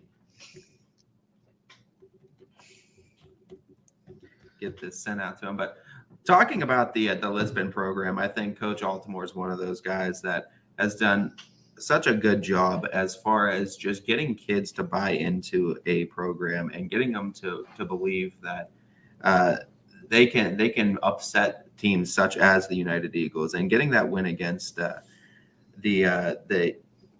Lisbon Bears or the Latonia Bears, Lisbon Bears, Latonia Bears. Now I'm crossing over into Coach Altimore territory. But getting that win, I think, was a huge He building should get a shirt that says Lisbon Bears. That way he one of those typo shirts that get sent to the people in need. He gets one that says Lisbon Bears with the Latonia logo, but it says Lisbon on it. As we'll try to get, I just reached out to Coach Altimore again, so we'll try to see if we can get him on. But no, talking about that, I think like I said, it's a big win. I think that builds on this program too, and really allows this program to get more confidence in itself. Mm-hmm. And we talk about the growth from each week, and Coach Altimore will tell you too, there is growth each week. You might not reflect on the scoreboard, but you see that growth week in and week out. And I think you saw it culminate in yet again another victory for Lisbon. And a big win for the program that they need wins to kind of get under their belt and start to we talked about it when he came on to talk about their first win of the season, the wins that kind of prove to the kids that the process is working, and that's important. Yeah, and I think that's the biggest thing. As I'm just trying to make sure we get everything in order. Because as much as you preach trust the process, it's so much easier, especially for young people, to kind of grab onto that and follow it when they have results to show that the process is actually doing things. And it's not just, we had a moral victory, or we played really well, or we were competitive. Like when they get that win and they put that W in the win column, then they can really, really say that the process is working, and they can continue to trust it a little bit more. Yeah, and I mean, I think that's the biggest thing too for programs, is just being able to trust the process, and when you can kind of see it start to pan out on the field and start to see it in some production and start to see it in some success. I think Here's Coach. We got him. As I think we had trouble with the links too, so as we bring Coach Altimore in, I'm going to make sure we get the rest of the links fixed to the other coaches that we have. Good idea. Coach, thank you so much for taking the time to stop by. Hey, thank you. Thank you for having me. Appreciate it, guys. We obviously love having Coach Altimore on. And, Coach, a big win last week. You got the Spaghetti Bowl. I expected you to come on to the show with some spaghetti in your hands. Well, we are going to be eating some good spaghetti, but that's going to be after the season. So we have a big game tonight that we've got to worry about, but it was nice to get that win. That's for sure. How much does that win really do for more momentum for this program, not just for this week and the rest of the season, but for the program as a whole and the future of it? We talked about it before you came on. Winning lets these kids know that the process is working, and it probably makes it a lot easier for them to buy in to the culture and the process that you're trying to kind of fill into them when they see results happen. Sure. When you get a win like this, there's many layers to it, and you're exactly right. I mean, you hit the nail on the head. You want to prove to the kids that their hard work can pay off. You want to prove to the kids that, the process that we're trying to accomplish is working. So, and that happens with wins on the field. But also just the way you get your wins sometimes is important too. Battling back, scoring 19 points in the fourth quarter like we did, and actually playing in a close game, and that goes a long way for the program. Also, just getting in the trenches in the middle of the fourth quarter, getting that win when you're trailing in the fourth or whatever. That's important too. So the kids, before you can start winning games, you need to learn how to win games, and before you can develop a program, you need to be in some of these games like that. So that's why it was important also. We talk about the improvements that you're seeing week in and week out, Coach, and I think there's no doubt that it finally culminated in one of those big victories, like we said too. Talk to me about some more of the improvements since the last time we talked a few weeks ago. What are some more improvements you've seen in just that short timetable? Sure, we've seen a lot of improvements just from week one against Wyndham, and going into last week against Latonia. I mean, the improvements have been just tremendous. And that's probably what I'm most proud of our team so far this year. Just the amount that they've improved, both not just on the field, but off the field, developing into just a bunch of great young men I have. And, understanding the expectations, understanding the culture to go along with, hey, realizing this isn't junior high football or little league football anymore, where you line up in a couple formations and just do what you can do best. And that's it. We go against a lot of great coaches and got a lot of great programs in our league. And, you have to change things up and you have to improve from week to week. And, we're trying to do that. And the kids understand our expectations and they understand what we need to do. So, I mean, it is probably one of the most years in my 20-some years of coaching that I've been probably the most proud of improvement that we've made from August through November. Every coach will tell you, hey, we're improving week to week or day by day, but this is a year that it really rings true for us. And here comes another good program into your house of work this week in United. And this would be a monumentous win for the program if you're able to pull this off, and kind of, we said, play spoiler to United this season, who's trying to get an EOAC championship. What's it going to take, and what do you think it would mean for the guys to pull this win off? Sure. We're going to have to play mistake-free football. We can't make mistakes against a team like United. They have a lot of experience, especially up front. They're pretty big overall, 1 through 11 on offense and defense. They've got a lot of size to them, and they're strong. And they just have experience, and they're older. And when you go against a team like that that's well coached and has experience, they're not going to make typical mistakes that you might find in a high school football game. They play a real smart brand of football. They don't turn the ball over too much. Last week was notwithstanding, but so we're going to have to play hard, which I know we're going to, and we're going to have to play mistake-free football and not give opportunities to United and take advantage of our opportunities. So it's a good challenge, and it's fun, Did you have to hire yourself extra security to get yourself out of that stadium after that win? Because that had to have been pretty big too. I'm sure both sides were giving you the evil eye the whole time. Yeah, it was unique. I think I can't tell you which sidelines I heard more saying, "Hey, Altamore this" or "Altamore that." I kind of heard it both ways a little bit in stereo on Friday. Everybody's good. Latonia and Lisbon's a good rivalry, and it's a nice rivalry where there's not too many negative things that happen with it. I'm not going to lie, it felt pretty good to get the win. I held on to that big porcelain spaghetti bowl trophy for probably a good hour after the game. I didn't leave go of it, but it was nice. I remarked to my my dad who coaches with me, we had a lot of wins on that stadium between him and myself, and that's probably one of the most special. Just because of everything that we've had to overcome this year to get to that point, to get a win in the league over a quality opponent, and just being on the other sidelines for once. But yeah, I'm not gonna lie, it was a little weird. Felt pretty good though too. And one of the good things is everybody's kind of been avoiding me this week, so I've been able to hang out here in my office a little bit and be able to come on Running Point with you guys. So that's good too. You guys have a player up for our Baird Brothers Big Dog of the Valley and Trevor Sifke, and a kid that we've just like the whole team, they've been improving week in and week out and getting better and better. Talk about him and some of those things that you've seen from this season from him under quarterback and what he kind of brings to the program, and why Lisbon fans should go out and vote for him for the next day. Sure. Definitely encourage Lisbon fans and all fans here in Columbiana County go out and vote for him. Definitely. Trevor deserves everything he gets. He works hard off the field and on the field. And he's one of the kids I alluded to. Start off the year, without much varsity experience, and playing quarterback is a tough position to go to, especially in our offense.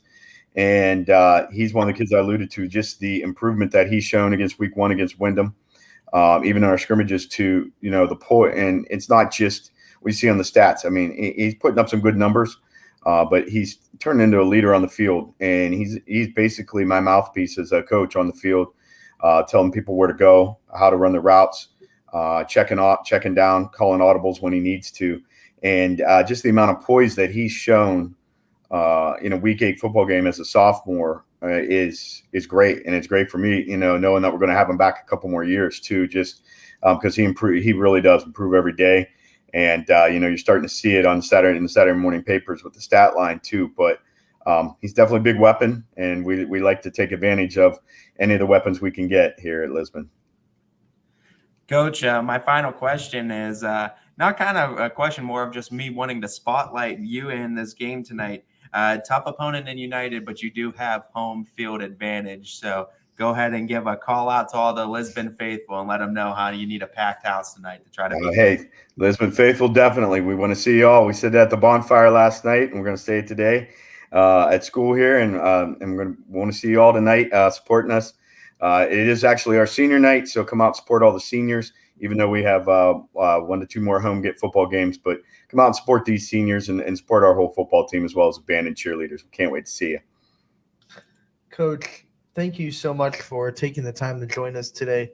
It was great to kind of hear from you again. Sure. Good luck tonight against United. Get that big win.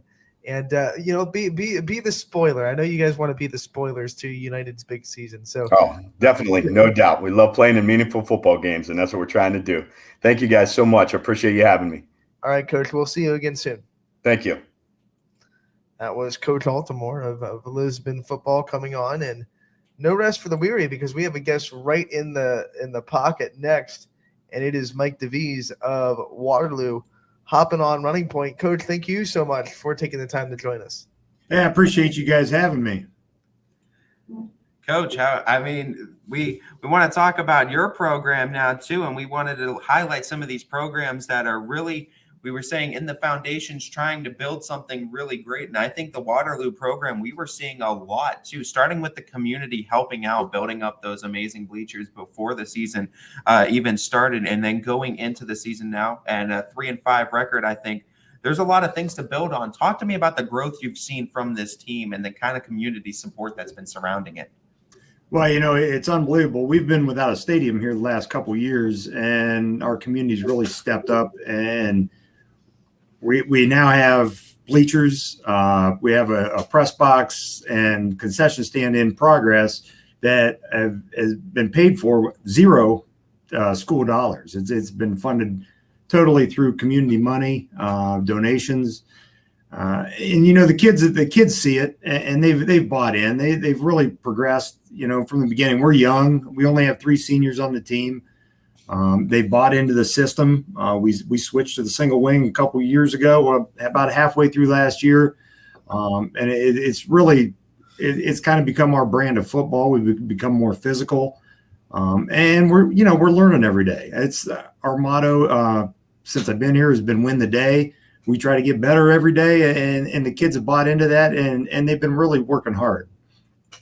you guys are going to have to deal with some adversity, and we've talked about it before you came on, and we've had discussions with you about it before the show. How do you guys continue to win the day in this kind of adversity? What kind of things are you preaching to your kids the next 2 weeks as you guys are kind of sidelined a little bit? Well, it's funny, in the big scheme of things, football plays a very minor role in their life. We've been very unfortunate, I guess, in the last few weeks that we've had some deaths in the community and to some family members of our teammates. And we try to put those things in perspective. And, we cherish every day that we have together. And, I tell those kids I love them every day, and I appreciate them. And it's really a family atmosphere. We try to get as many people involved in the team as we can.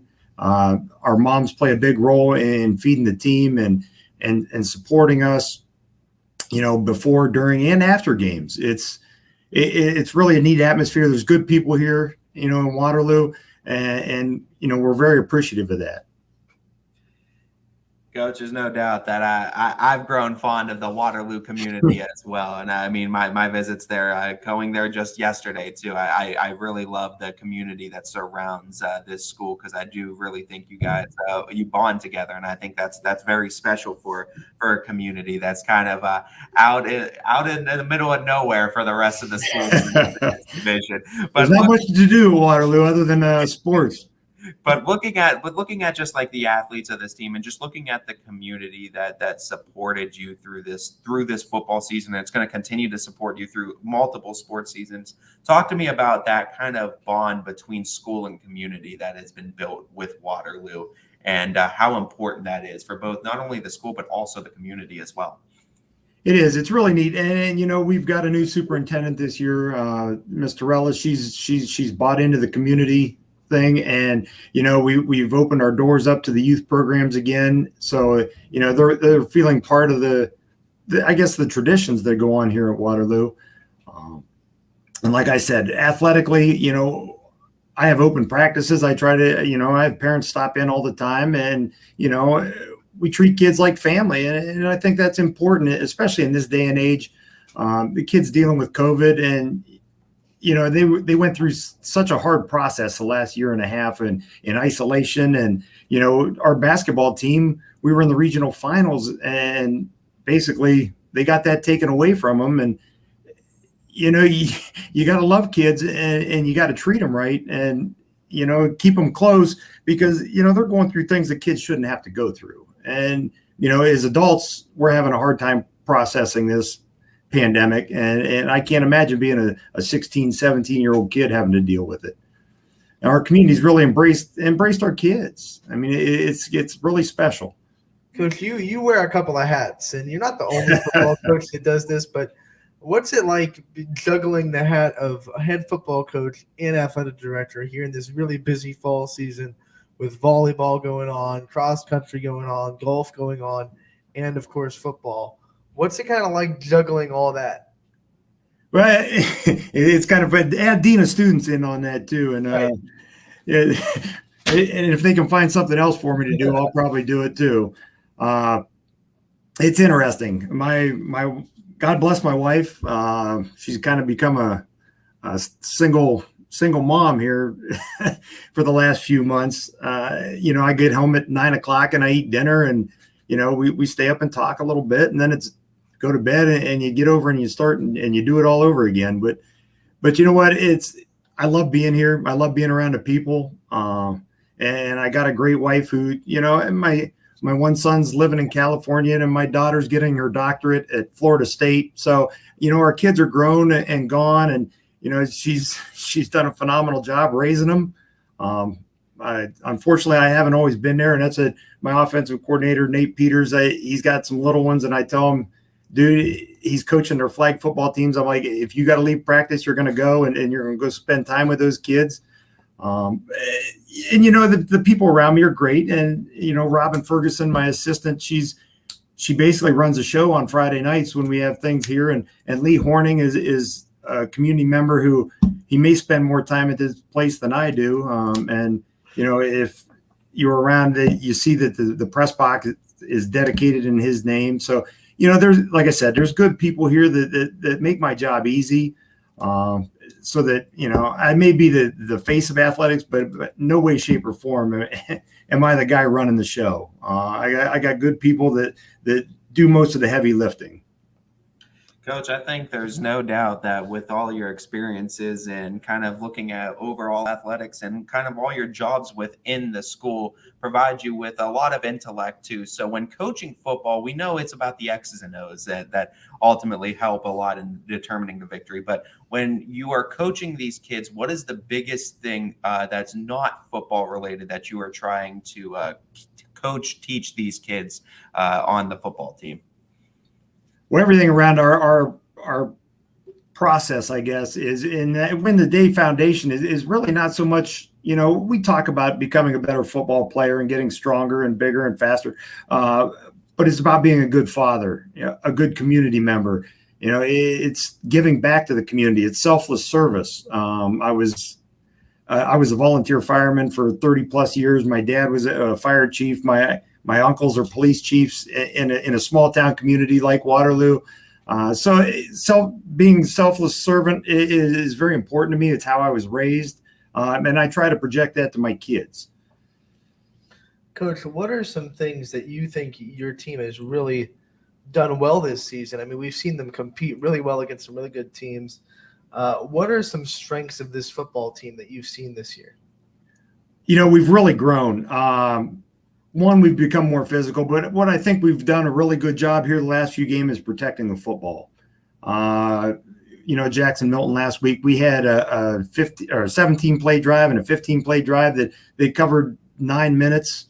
And our kids, they understand our concepts. And, I got receivers that, of course, they want the ball. But it's not my mindset. We like to run the football, and they understand that. And, we're hard and fast that if you block, you're going to get a chance. But if you don't do your part in the run game, then, you may not see the ball for 2 or 3 games. So my kids have really bought into that, and they understand what it takes to win football games. I guess I'm cut a little bit out of the Jim Tressel mold.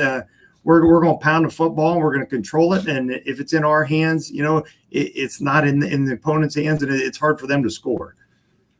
Looking at that then and trying to build this program, and I think you've already taken a step from 2020 to 2021 in building this program. What is kind of the next steps, and what kind of needs to happen with the team, either on the field, off the field, what have you, to kind of take that next step in its development? Hands down, it's got to be our off-season program. I've preached and I preach about kids getting into the weight room and doing the things in the off-season. And a problem we have in a small school like this is kids are involved in so many activities. And I encourage kids to play other sports. I think they need to get out and compete. But we've got to find a way to get in the weight room and get stronger. You play programs like New Middletown, Springfield, and Sean does a phenomenal job with their off-season program. But, those kids step on the field, and you look at their kids and you look at our kids, and there's a difference. And I think our kids understand that, and they're starting to buy in. We've got a really good freshman class who have fallen in love with the weight room. So I'm excited to see what, the next few years bring.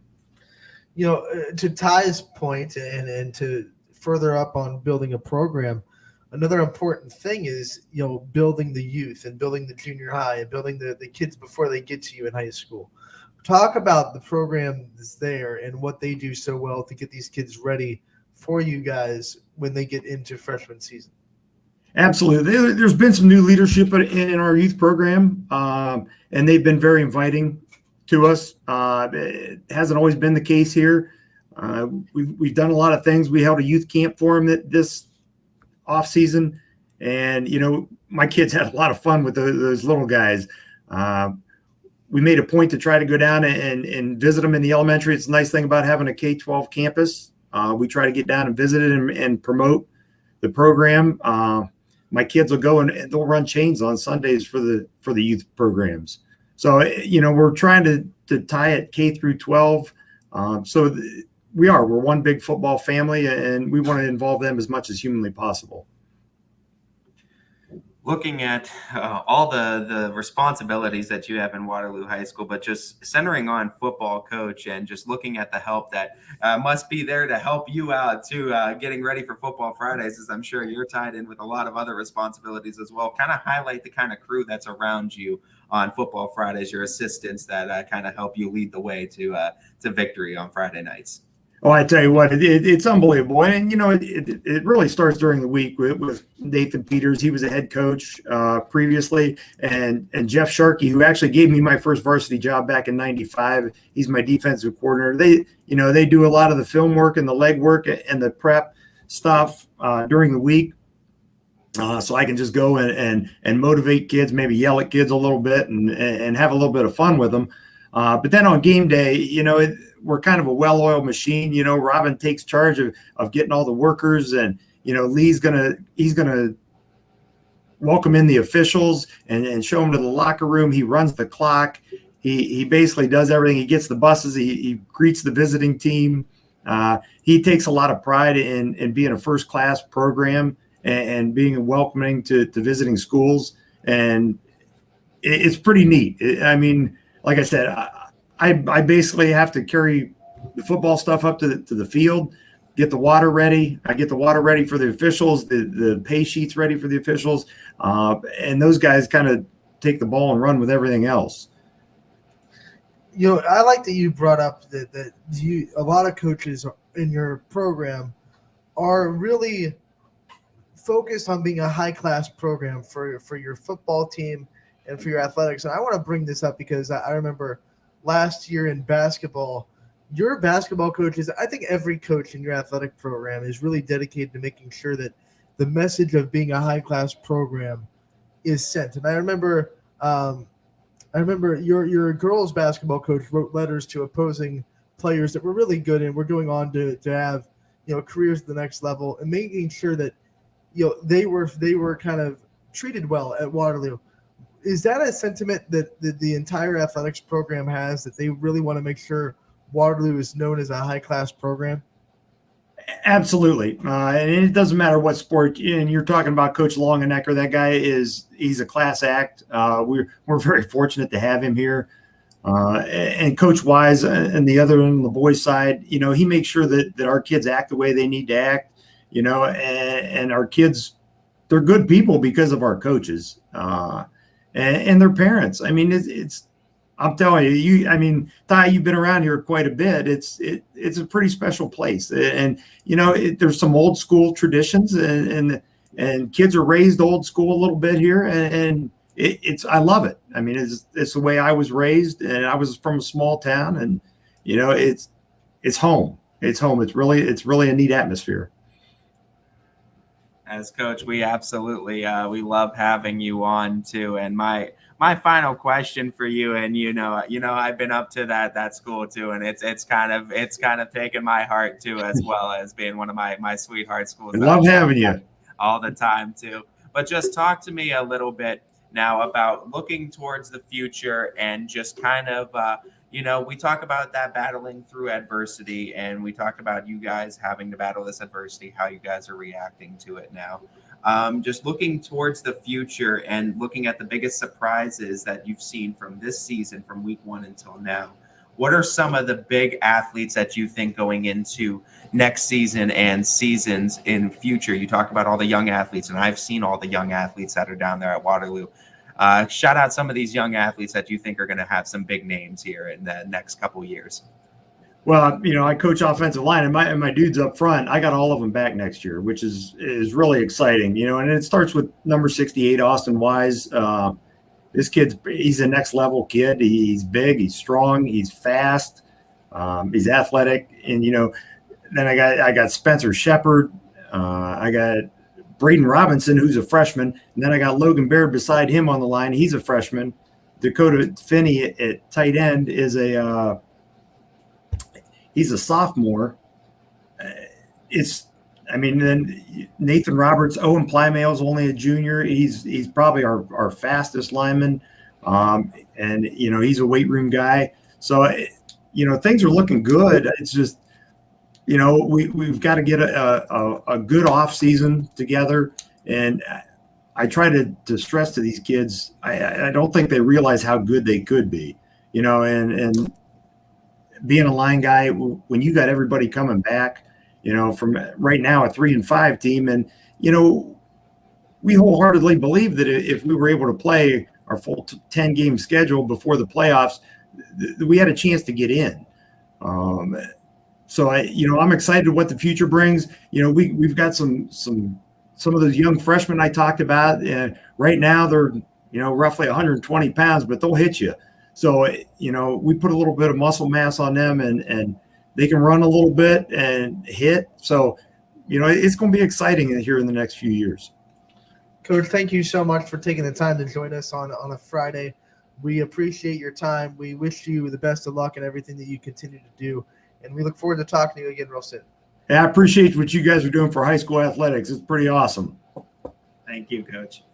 All right, that was Mike Davies, the head coach of the Waterloo football program, and now we go from one MVAC coach right to another one. On to the next one. Bring on the next. Here is Louisville head coach Andrew Mamula. Coach, thank you so much for joining us today on Running Point. Well, thank you for having me. Coach, I mean, this is a great matchup tonight, and I don't want to waste any time before we jump right into it. So let's look at this matchup too with Mineral Ridge. I think everyone's going to be looking at both Vinny Balone and Mark Bunch tonight, as it's going to be a fun quarterback matchup. But talk to me a little bit about what you're going to need to do defensively to try to stop Mark Bunch and come away with a victory here for the Rockets. Well, they're one of the few teams we play that's willing to throw the deep ball. I mean, Coach Shaner, he's somebody that I saw when he was at Niles, and he always had explosive offenses, and he's not afraid to throw the ball deep. And that's going to be our biggest thing, is that we've been so run heavy the last few weeks that our safeties have been flying up and doing a great job in their run fits. But now it's almost back to what we were doing in July with our passing scrimmages, is that you got to play the pass first. You have to take your steps. Because if not, they're going to hit one over the top. And that's the biggest thing, is that we really have to take the deep ball away and make them drive, especially if the weather turns into what we think it might turn into. But Bunch, he's a great player. He's a good runner too. So it's just we always have to, keep an eye on him, especially backside if they're reading it. Our outside backer has to make sure that he's there in position to make a play. So he's definitely somebody we're worried about. But we know which Coach Shanner, he likes to take his shots, and we're going to be – hopefully we're prepared tonight for that. And here's what I want to talk about with your defense as well. Like you said, last couple of weeks you've been able to commit some safeties to the run game to stop teams that are predominantly run heavy. And now you can't get away with doing that anymore because Mineral Ridge is such a deep ball threat. But you still have to stop the run without committing those two safeties and loading it in the box. How much are you going to lean on your defensive line and your linebackers to stop the run without help, so you don't have to commit safeties to the run game? Oh, and absolutely. Our safeties are going to have to be out of the box today. There's no question about it. So that means that, we're lucky that we have a senior, Vinny Lako. He's an inside backer. The amount of improvement from last year to this year is unbelievable. He's been an anchor for us. He has a defensive touchdown, a couple sacks. He leads our team in tackles with near 70. Last year only ended around 50. So he's already outpacing his statistics from last year. So with him, it's just make his reads. We know they like the counter scheme with their quarterback, with their tailback. So it's just, we want to make sure that we're reading our guards, and he's done a great job with that. We have Matt Lucido back. He came back last week. He was out with an injury the previous week. He stepped up as a sophomore for us in the scrimmages. So those two on the inside, they're going to play the run fits, well, hopefully. And then we'll have our outside backers, Brady Bonofsky, Tino, and our D line, we're senior heavy. We have Max Jones and Anthony Lucido, and these are guys that they do the dirty work. Anthony Lucido takes more double teams than probably anybody in our league, and he doesn't get credit for that, but he's one of the kids that's willing to do that and be unselfish, and that frees up our linebackers like Lako and Matt Lucido to make the play. So we're going to rely on them, and it's up to them to get the stops tonight. A lot of great dual athletes there over in Louisville. I've gotten a chance to see a lot of them on the basketball court as well as the football field, and they do a great job on both ends. Talk to me a little bit, though, too, Coach. I mean, we talked a little bit about the quarterback on one end, but Vinny Balone on your end is a pretty special guy in of himself. Looking at this and looking at the Louisville community, what does it mean to kind of have this football team back being competitive again in the upper echelon of Division VII with this very talented quarterback leading the way? Yeah, it's been a long time coming. It's been over 20 years since we had a chance to win the league. But even then, some of the teams we played reserve, we haven't beaten in 16 years, and we were competitive with them. We couldn't pull out the W. McDonald, we haven't beaten for 19 years, and so it's special to do it. Especially Vinny, he's a kid that his brothers have went through school. One of his brothers is on staff. He played at Mooney, and to be honest, kids this talented typically don't stay in Louisville, to be completely honest. In the last 30, 40, 50 years that kids this talented, we usually don't get to keep because they have better options. So we're blessed that he wants to stay. He has friends here that kids that he relies on, that he likes hanging out with, because he really is a special player, and he can play at a lot of area schools and do just as well there as he's doing for us. So we know how lucky we are, and we want to feature him, but we have some talent that really has stepped up around him with, Brady Bonofsky we knew, but some of our younger sophomores, even his cousin Michael Ballone, has come through. Another sophomore, Braylon Dabney, one of the fastest kids on our team, if not the fastest. So we're lucky in that sense, and all these younger guys contributing, kind of stepping up where we didn't know what we have is allowing us to compete probably a year earlier than we really thought we could. Because a lot of our skill is coming back next year, and besides Vinny Lako as our tailback, everybody's back. We're going to lose some linemen, which is going to hurt us because they're the leaders of our team. Like I said, Anthony Lucido, Max Jones, they're kids that in the weight room in the off season really put the work in. So that's going to kill us. But having all these skill back in another year together, it's great. And Vinny really, Ballone has stepped up running the ball this year. Last year, towards the end of the season, he started to do it, but he's on pace for 10 rushing touchdowns and close to 1,000 yards rushing, and that adds even more to our offense. That now you can't sit two safeties back and deep because we can run the ball and hurt you there. I want to give a shout out to your offensive line because I think they're so improved from last year. I think outside of that Springfield game, which Springfield's defense gives every offensive line trouble. So no disrespect there. Outside of that Springfield game, they've been giving him a lot of time. They've been letting him improvise back there. And what do you think is the key to there's such quick improvement from last year to this year? I mean, last year we saw Vinny have to use a lot of his improvisation to get mid plays, and this year you guys are able to make a little bit more plays out of design, a little bit more scheme plays because your line's giving him a lot more time. Well, even last week, if you would have told me we were going to run for more yards than McDonald at the beginning of the season, I said, you're a liar. And we rushed for nearly 300 yards, and we outrushed him by about 30, 40 yards. And it's the work they put in the offseason. Coach Rabel, my OC, he spent, once a week coming down with just the linemen doing lineman skills, just working on steps, working on our schemes. And that was in February. And he did that every week. We had a mix of turn up, but we always had our seniors, and we always had some of our freshman linemen, which we have 2 freshmen starting in Anthony Vrabel and Thomas Dubas. And it's that work that they put in then. I mean, that we're seeing that work starting to finally pay off. And, I credit my coach, Coach Vrabel, but even my line coaches, Coach Minnie, Coach Malone, the work they've been doing the last few weeks with them. I mean, it's a grind to be an offensive lineman. It's a grind. You don't get the glory. It's the dirty work. It's, I was a lineman and I've coached the line. And it's these kids are buying into it, and we're starting to see it pay off. In the last few weeks, we've been able to run the ball, and that was something last year that we just couldn't do. And now we have a stable of backs that we trust. We like Lako. We had Mark Dubas last week get his first carries of the year. Tino Rivera, he's come through. So it's really the work that started in the offseason that's finally carrying over, and it's another year in the scheme, and we're starting to add more wrinkles in. And this is the time it needs to pay off because I don't know how many more sunny 70-degree days we're going to get, and we've kind of lucked out with that this year. This is no doubt going to be a big matchup because it's also going to be at Louisville. And I want you to highlight the community of Louisville and how important they are and their support of you guys in these home matchups. But also, what is this I'm hearing about Louisville concessions and wedding soup happening at Louisville? So good. You're going to have to give me an insight on these Louisville concessions that I keep hearing talks about. Yeah, so our boosters do a great job with it. I think we have the best concession menu in the area, and it really goes back to our Italian heritage. So if you've ever been to Louisville, you know that there's a pretty big Italian community, and I have family that is Italian descendants as well. So one of the things they like is the wedding soup. So once it starts to get a little colder out there, they'll have the wedding soup cooking. It's some of the best wedding soup in the area. They have chicken parm sandwiches, cavatelli. I mean, it's restaurant quality food for a football game. And when you think it's a Division VII football game with, of a small school that they're doing this every week down here. And last year we were at Struthers and they brought some of the concession stand stuff there, but it wasn't the same. They weren't in in their kitchen back there. So to get the extra, we even got an extra home game this year. It's been special because when the wedding soup's on, you smell it. You have a little bowl before the game. It feels good. It feels like football, especially in that October with that cool air. I don't think there's a better place to catch a game. I know our field's not the nicest field in the world, but I'll tell you, there's an atmosphere down there, and when you win, there's a lot better atmosphere, and it provides a lot of support for our kids, and our kids play hard, and they missed it last year. They didn't have that opportunity, and we're starting to see it pay off.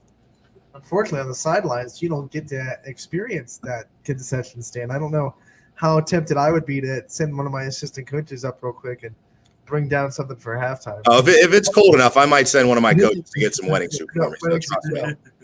You need a hand signal for wedding soup. So if you do this, it means you'll get wedding soup. Right?